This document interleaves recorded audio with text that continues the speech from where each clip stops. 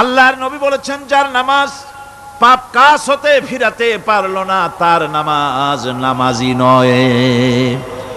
আবার শুনুন, রাসূল বলছেন, যার নামাজ তাকে পাপের কাজ থেকে ফিরাতে পারলো না তার নামাজ নামাজ নয়। ওইটা নামাজ হয় নাই, যার জন্য তার পাপ থেকে তারে ফিরাইতে পারছে না। আর কিয়ামতের দিন বেনামাজিরা সবচাইতে বেশি অপমানিত হবে। সবচাইতে বেশি অপমানিত হবে কারা? বেনামাজিরা। কিভাবে? ইয়াউমা ইউকশাফু আন সাকিন ওয়া ইউদআউনা ইলাস সুজুদি ফালা ইস্তাতিউন। সেদিন কঠিন সময় আল্লাহ রাব্বুল আলামিন লোকদেরকে সিজদা করার জন্য বলবেন, কিন্তু যারা বেনামাজি ছিল দুনিয়ায় তারা সিজদা দিতে পারবে না। বলেন নাউযুবিল্লাহ। অবস্থাটা কি হবে?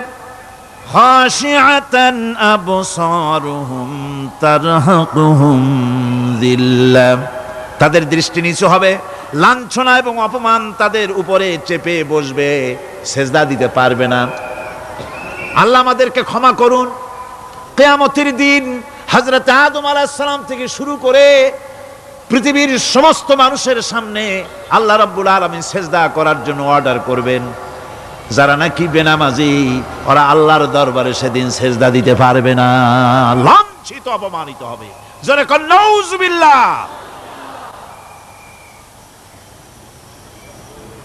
নামাজ, মুমিনের নামাজ একরকম, মুনাফিকের নামাজ হলো আর এক রকম। মুনাফিকরাও নামাজ পড়ে, পড়ে কিনা কন? মুনাফিকেরাও নামাজ পড়ে। মুনাফিকেরা যখন নামাজ পড়তে যায় আল্লাহ রাব্বুল আলামিন বলতেছেন, ওয়া ইযা কামু ইলাস সালাতি কামু কুসালা। মুনাফিকেরা যখন নামাজ পড়তে দাঁড়ায়, নামাজে আসে ঠিক তারা, কিন্তু নামাজের জন্য দাঁড়ায় খুব শৈথিল্যভাবে দাঁড়ায়। কাহিলি, সুস্তি, এ জায়গা চুলকায়, পায়জামা ধরে টান দেয়, টুপিটা ঘুরে আয়, এদিক ওদিক তাকায়। মুনাফিকের নামাজ দেখলেই ঠিক পাওয়া যায় যে বেটা মুনাফিক। এইভাবে সে দাঁড়ায়। তার নামাজটা কি জন্য? ইউরাউনান নাসা ওয়া লা ইয়াযকুরুনাল্লাহা ইল্লা কালিলা। তাদের নামাজ হচ্ছে মানুষকে দেখাবার নামাজ। নাউযুবিল্লাহ। এখন দেখবেন এই মৌসুম আসছে, নামাজের মৌসুম, বেনামাজিদের নামাজের মৌসুম। জনসভা হচ্ছে, নির্বাচন আসতেছে, নামাজে রক্ত হয়ে গেছে, তাড়াতাড়ি আজান হয়ে গেল। টুপি না থাকলে রুমাল একটা মাথায় দিল, উজু আছে কি না আছে, আল্লাহু আকবার, যা আছে কপালে হয়ে যাক। মানুষকে দেখাবার জন্য এরা নামাজ পড়ে। এরা আল্লাহর শরণার্থে নামাজ খুব কম লোকই করে। এরা হচ্ছে মুনাফিক। দুনিয়া এবং আখিরাতে কল্যাণের জন্য একমাত্র মাধ্যম হচ্ছে নামাজ। দুনিয়াও যদি কল্যাণ চাই, আখিরাতেও যদি কল্যাণ চাই, তাহলে এর জন্য কি করতে হবে? কি করতে হবে? আমার কথা নয়, আল্লাহ রাব্বুল আলামিনের কথা শুনুন। রব্বুল আলামিন বলেন, ক্বাদ আফলাহাল মুমিনুন আল্লাযীনা হুম ফি সালাতিহিম খাশিউন ওয়াল্লাযীনা হুম লিয-যাকাতি ফাঈলুন ওয়াল্লাযীনা হুম লিফুরুজিহিম হাফিজুন। নিশ্চিতভাবে সেই সব মুমিন কল্যাণ লাভ করবে, নিশ্চিতভাবে। তারা হচ্ছে ওই সব লোক যারা নিজেদের নামাজ ভীতি মিশ্রিত, বিনয়ভাবে, ভীতি মিশ্রিত অবস্থায় বিনয়ের সাথে যারা নামাজ আদায় করে, যারা বেহুদা কাজ থেকে বিরত থাকে, যারা যাকাতের পন্থায় কর্মতৎপর হয়, আর যারা নিজের লজ্জাস্থানকে হেফাজত করে। এরপরে আল্লাহ পাক বলেন, ওয়াল্লাযীনা হুম লিআমানাতিহিম ওয়া আহদিহিম রাউন ওয়াল্লাযীনা আলা সালাওয়াতিহিম ইউহাফিজুন ওয়াল্লাযীনা আলা সালাতিহিম হাফিজুন। আর যারা তাদের আমানতকে পূর্ণ করে, আমানত এবং তাদের ওয়াদা চুক্তি পূর্ণ করে, এবং যারা নিজেদের নামাজ সমূহকে পূর্ণভাবে হক আদায় করে নামাজ পড়ে, নামাজের যারা হেফাজত করে, এরা কারা? এরা হচ্ছে উলাইকা হুমুল ওয়ারিসুন আল্লাযীনা ইয়ারিসুনাল ফিরদাউসা হুম ফিহা খালিদুন। এরা হচ্ছে সেই সব লোক, এরা উত্তরাধিকার হচ্ছে জান্নাতের উত্তরাধিকার, জান্নাতুল ফিরদাউসে আল্লাহ রাব্বুল আলামিন এই গুণ বিশিষ্ট লোকদের জন্য জায়গা করে দিবেন। জোরে কোন সুবহানাল্লাহ। নামাজকে পড়তে বলা হয়নি, কোরআন শরীফে বলা হয়েছে নামাজ কায়েম করো। কি বলা হয়েছে কোন তো দেখি? নামাজ কায়েম করো, নামাজ পড়ো। এই কথা কিন্তু কোরআন শরীফে কোনো জায়গায় আছে নাকি? এখন কায়েম করা কারে বলে?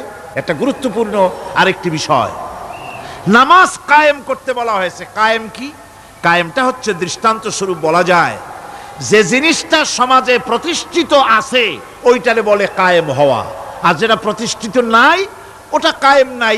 কায়েম মানেই হলো প্রতিষ্ঠিত থাকা। যেমন আমাদের দেশে, আমাদের সমাজে নারী পুরুষ শিশু বৃদ্ধ সকলেই কাপড় পরা, শাড়ি পরা, লুঙ্গি পরা, এই কাপড় পরাটা কায়েম আছে, প্রতিষ্ঠিত আছে না নাই? যার কারণে কাপড় পরা সমাজে কায়েম আছে বলে উলঙ্গ মানুষ সমাজে খুঁজে পাওয়া যায় না, পাগল ছাড়া। ঠিক কিনা? একটা বাচ্চাকেও যদি উলঙ্গ হতে বলেন এখানে, 5 বছর 6 বছরের একটা বাচ্চাকেও, সে কিন্তু রাজি হবে না। ঠিক কিনা? যেহেতু কাপড় পরা সমাজে প্রতিষ্ঠিত আছে সেহেতু উলঙ্গ মানুষ পাওয়া যায় না, কাপড় পরাটাই এখানে প্রতিষ্ঠিত। সুতরাং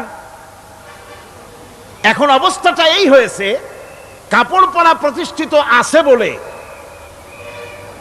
কোন উলঙ্গ মানুষ এসে যদি এই মঞ্চে দাঁড়ায় আর বলে আমাকে একটু বক্তৃতা করতে দেন, আপনারা কি করবেন? মঞ্চে তো উঠতেই দিবেন না। উলঙ্গ মানুষ যদি কোনো চাকরি নিতে যায় ইন্টারভিউতে, তাকে লাইনে দাঁড়াইতে দেবে? দেবে না। এমনকি উলঙ্গ হয়ে যদি বাড়িতে প্রবেশ করে তার বউ দূর দূর করে তাড়ায় দেবে। ঠিক কিনা? যেহেতু সমাজের ভিতরে কাপড় প্রতিষ্ঠিত আছে সেই জন্য এই উলঙ্গ মানুষ পাওয়া যায় না।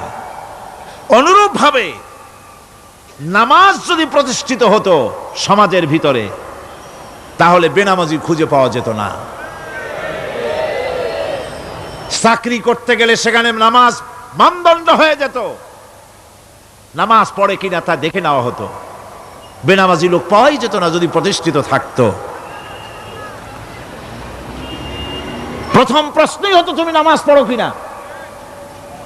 ইলেকশনে যদি একজন উলঙ্গ মানুষ এসে দাঁড়ায়, ভাইরা এবার আমার বোতল মার্কা বাক্স, উলঙ্গ মানুষ এসে ভোটে দাঁড়াইছে, আপনারা ভোট দিবেন? দিবেন। ওইটা কাপড় প্রতিষ্ঠিত আছে বলে, লুঙ্গি প্রতিষ্ঠিত সমাজে আছে বলে উলঙ্গ মানুষকে আপনি ভোট দিবেন না। নামাজ যদি প্রতিষ্ঠিত থাকতো সমাজে, বেনামাজি মানুষ যদি এসে মঞ্চে দাঁড়ায়া যতই বলতো আমি ক্ষমতায় গেলে এই করব সেই করব, নামাজ প্রতিষ্ঠিত থাকলে পরে বেনামাজিরে কেউ ভোট দিত না। নামাজ যদি প্রতিষ্ঠিত থাকতো তাহলে অফিসের অফিসার তো দূরের কথা, বেনামাজি অফিসের ঝাড়ুদারের চাকরিও তার কিসমতে জুটত না যদি নামাজ প্রতিষ্ঠিত থাকতো। এর নাম হলো নামাজ কায়েম হওয়া। নামাজ কায়েম থাকলে এই অবস্থার সৃষ্টি হতো। এই জন্য আল্লাহ পাক বলেছেন নামাজকে কায়েম করতে হবে। নামাজ হবে সব ভালো কাজের মানদণ্ড। সমস্ত ভালো কাজের মানদণ্ড কি? নামাজ। নামাজ আমাদেরকে বড় রকমের শিক্ষা দেয়। কি শিক্ষা দেয়? নামাজ আমাদের শিখায় ঐক্য আর ভ্রাতৃত্ব। ভ্রাতৃত্বের আর ঐক্যের শিক্ষা দেয়। এক নেতার আনুগত্য করা শিখায়। জামাত যত বড় হোক, ইমাম হবে কয়জন? একজন ইমাম হবে। আর এই ইমাম মানে কি? নেতা। ইমাম মানে কি? নেতা নির্বাচন শিখায় নামাজে। নেতা নির্বাচন কে শিখায়? নামাজ শিখায়। বোঝেন খুব ভালো করে। কিভাবে? মনে করুন চট্টগ্রাম শাহী মসজিদে ইমাম প্রয়োজন। এখন সেই ইমাম নেওয়ার জন্য ইন্টারভিউ কল করা হলো, বিজ্ঞাপন দেওয়া হলো পত্রিকায়। অনেক আলেম আসলেন। ইন্টারভিউ বোর্ডে যারা বসলেন তারা ইন্টারভিউটা কিভাবে নেবেন যার মাথার চুল লম্বা বেশি তার ইমামতি দেওয়া হবে? যার লুঙ্গিটা পায়ের গিরার তলে তারে দেওয়া হবে? যার মোষটা মুখের মধ্যে গিয়া ঢুকছে, হাসি দিলে বুঝাই যায় না হাসে না কান্দে, তারে দিবে? দাড়িগুলা কামাইছে তারে দেবে? সিগারেট খায় বা অবশ্য চট্টগ্রাম আর সিলেটে সিগারেটের ফতোয়া ভিন্ন রকম। বরিশালে আমি যেখানে জন্মগ্রহণ করেছি, আমার এলাকায় কোনো আলেম যদি সিগারেট খায়, মসজিদের ইমাম তো ভালো, মসজিদ ঝাড়ু দিতেও ঢুকতে দেবে না মসজিদে। এটা এই এলাকার এক রকমের কায়দা। আমি এটার ব্যাপারে কথা নাইবা বললাম। তো আপনারা খুঁজে দেখবেন সে সিনেমা দেখে নাকি, মিথ্যা কথা বলে নাকি, বউ পর্দায় থাকে নাকি। এগুলি মাইক্রোস্কোপ যন্ত্র দিয়ে ইমামের মাথা থেকে পা পর্যন্ত দেখবেন কিনা কন? আচ্ছা এবার কন তো দেখি, এই ইমাম সাহেব ইমামতি করবে কতজন লোকের? 500, 1000, শাহী মসজিদে ধরেন 5000 লোক হইল, 5000 লোক। 5000 লোকের ইমাম নির্বাচনের সময় পা থেকে শুরু করে মাথা পর্যন্ত দেখেন, এমনকি বউ পর্যন্ত। বৌমনি আনিয়ে দেখেন না, পর্দায় থাকে কিনা এইটা আপনারা দেখেন, ঠিক কিনা? এ খবরটা নেন। 5000 লোকের একটা ইমাম বানাতে গিয়ে মাইক্রোস্কোপ যন্ত্র দিয়ে দেখেন মোষ কেমন, দাড়ি কেমন, চুল কেমন, পাও কেমন, হাত কেমন, হাতে নখ লম্বা কিনা, দাঁতে ছাতা কিনা, বউ পর্দায় থাকে কিনা, মিথ্যা কথা কয় কিনা, এত দেখেন। আর যখন নির্বাচন আসে তখন 2.5 থেকে 3 লক্ষ মানুষের জন্য একজন এমপি নির্বাচিত হয়। সেই ইমামকে বাছাই করার জন্য নামাজ পড়ে কিনা, জিনাকার কিনা, মদখোর কিনা, সুদখোর কিনা, ঘুষখোর কিনা, বদমাশ কিনা বাছাই করা হয় না।